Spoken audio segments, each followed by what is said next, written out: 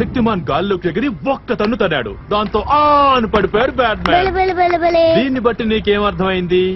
ఏ యుద్ధంలోనైనా చివరికి గెలిచేది మంచివాడే. ఎందుకు సార్ పిల్లాడికి అబద్ధాలు చెప్తారు?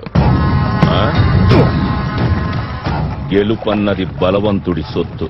దానికి మంచి చెడులతో పనిలేదు బాబు.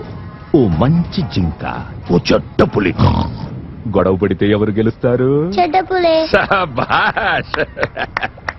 నమస్కారం సార్. మా ఏరియాకు వచ్చిన మీకు సుస్వాగతం.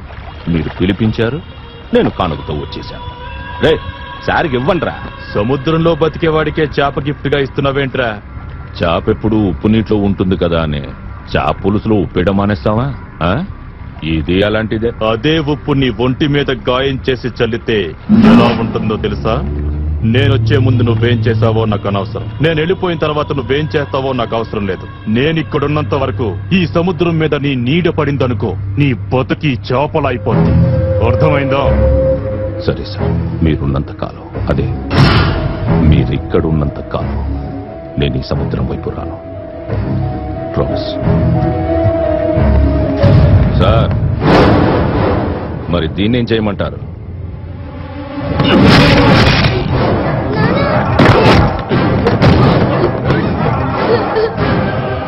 నన్ను ఇక్కడికి రావద్దంటాడు రా.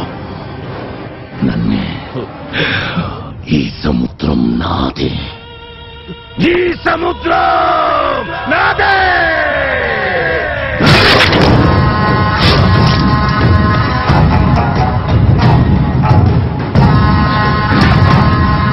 ఈ సముద్రం నాదే. ఆ ఉట్టిలో ఉంగరం నేను కొట్టేస్తా.